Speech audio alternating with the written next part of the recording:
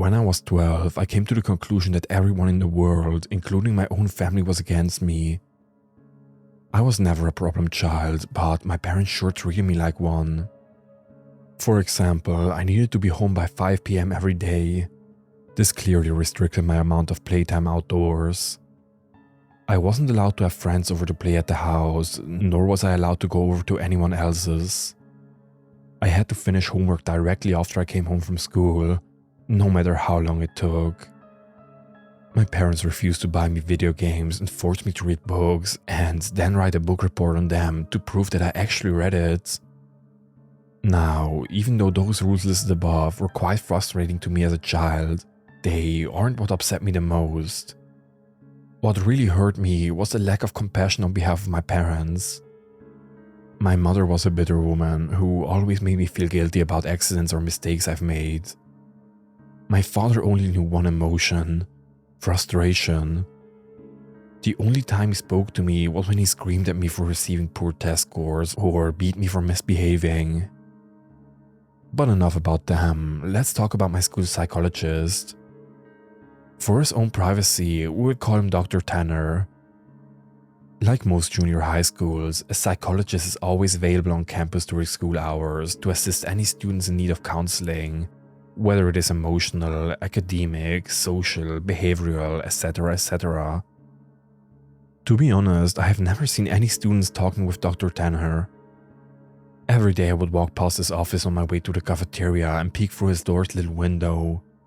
He would always be alone in there, working on some paperwork. I guess that most kids were too afraid to speak about their problems to an adult who was practically a stranger. For this exact reason, it took me 3 weeks to muster enough courage to go into his office. March 2nd, 1993 was the day I decided to voice my troubles to Dr. Tanner. During lunch break, I stood in front of his office door and knocked. Through the window, I could see him raise his head, smile, and motion for me to come in, so I did exactly that. He greeted me by introducing himself and asking for my name. Dr. Tanner was a very soft-spoken man who seemed to radiate kindness. In less than 30 minutes, I rambled to Dr. Tanner about how mean my parents were to me and how they didn't care about me at all. After a while, my voice began to quiver and I stopped speaking. The psychologist listened patiently to my whole spiel, arms folded and head nodding. I half expected him to begin talking about how everything I just said was untrue and that my parents loved me dearly and blah blah blah. But he didn't. Dr. Tanner leaned towards me with a grin on his face and said, "You know, I'm the best school psychologist in the world. I promise we will fix this." I rolled my eyes. "Okay, but how?" "I have my ways. I'm a man of my word. I promise that within just 1 month, the relationship between you and your parents will change for the better. Forever. Although, I do need you to make me a promise. You have to promise to me that you'll come back in my office after school tomorrow and that you won't tell anyone we had this little conversation today. It will be our little secret." And I did just that. The following day, I returned to Dr. Tanner after school. It was around 4 p.m. when I entered his office. After a warm welcome, he asked me to have a seat in front of his desk once again. Upon sitting down, I watched Dr. Tanner close the blinds of the door's tiny window. "There. Now we have all the privacy we need." We began to talk about my likes and interests, my favorite subjects in school, my least favorite teachers, and things of the like. After about an hour into the conversation, Dr. Tanner offered me a soft drink. I gladly took the offer, considering my parents never allow me to drink soda. Dr. Tanner reached over to his mini fridge and fidgeted around before setting down 2 open cans of soda on the desk. Afterwards, we continued to talk about what was going on in my life, but it wasn't long before I passed out from whatever drugs Dr. Tanner placed in my drink. It took me a minute or so to adjust my blurred vision upon waking, and when it did, I had no idea what to think.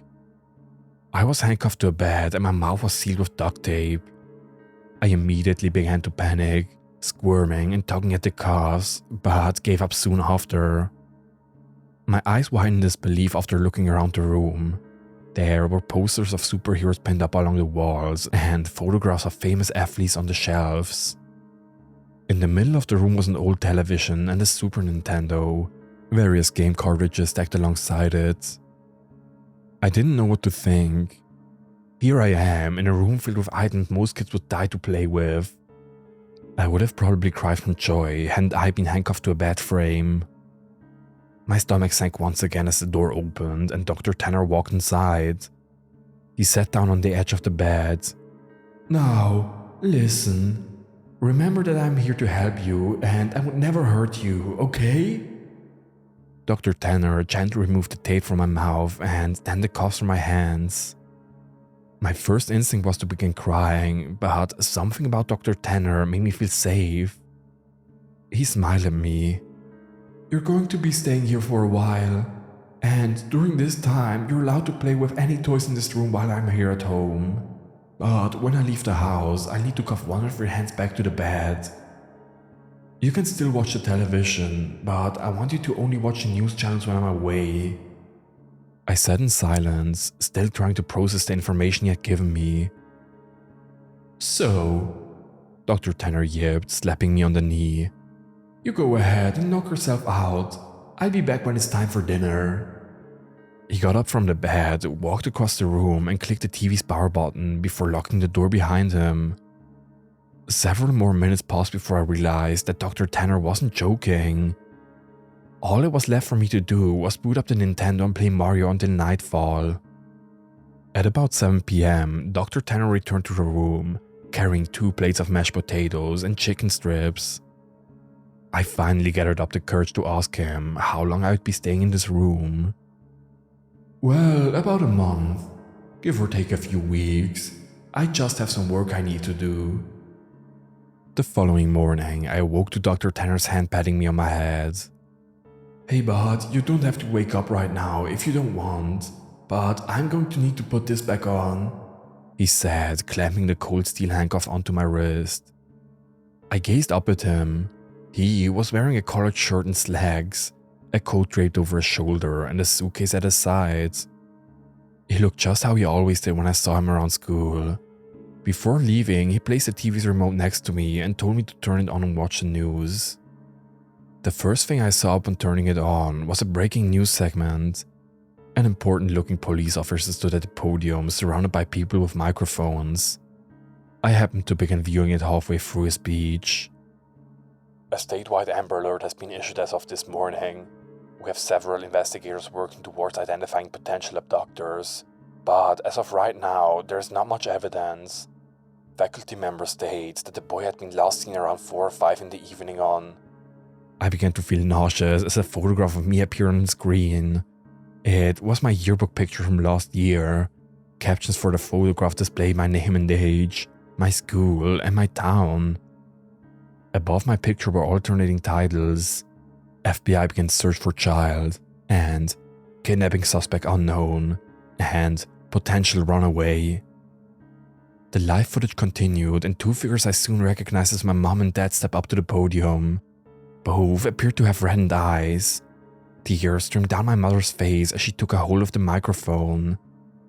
I'd never seen so much emotion come from my mother before as she wept on live television, stuttering on sentences such as, "Please return my baby back to me," and "I'm so sorry," and "Please come home to us."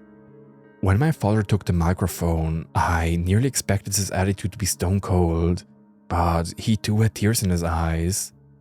He pleaded to the world to bring his son home safely and lastly begged for my forgiveness. "I know I haven't been the best father, but god damn it, I do wish I had been now. Please bring my boy back." I turned the power off shortly after. My emotions were mixed, for I had never once seen my father cry.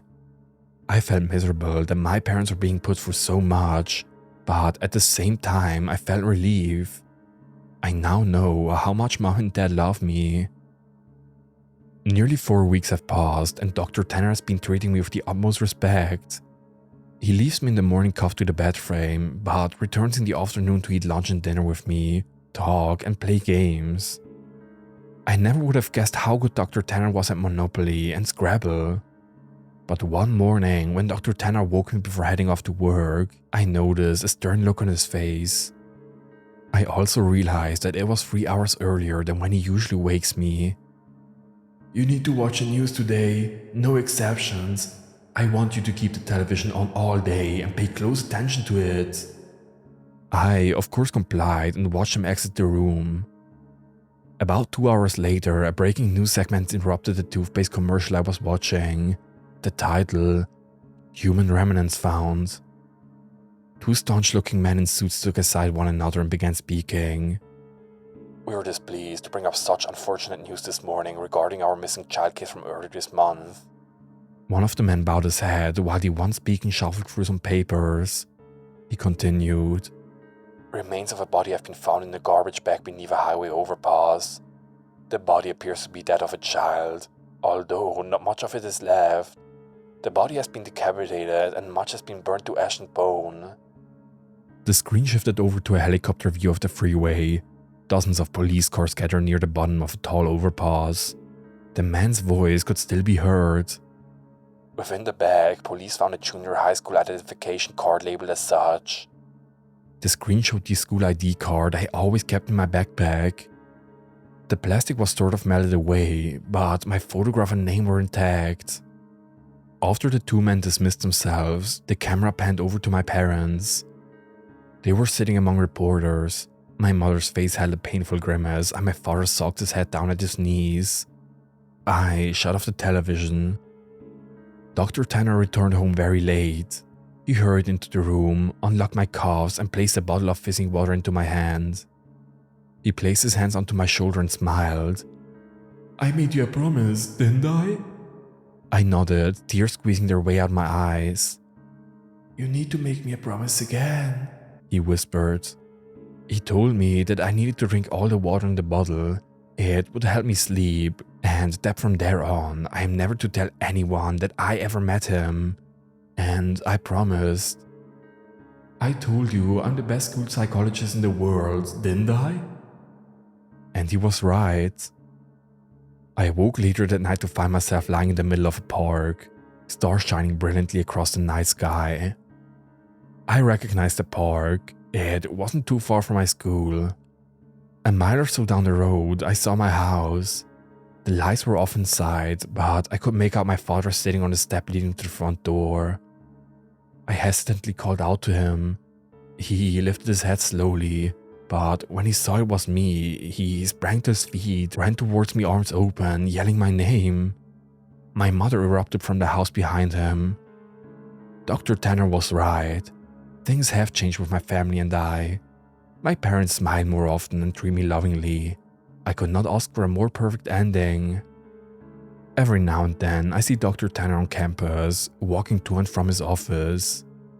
Rarely do we ever make eye contact, let alone speak to one another, but sometimes he'll shoot me a wink and a smile. I'll always keep my promise to him and pretend I never met him, but there will always be one question forever floating in my mind. Who was the person that Dr. Tanner did decapitate and throw off the overpass?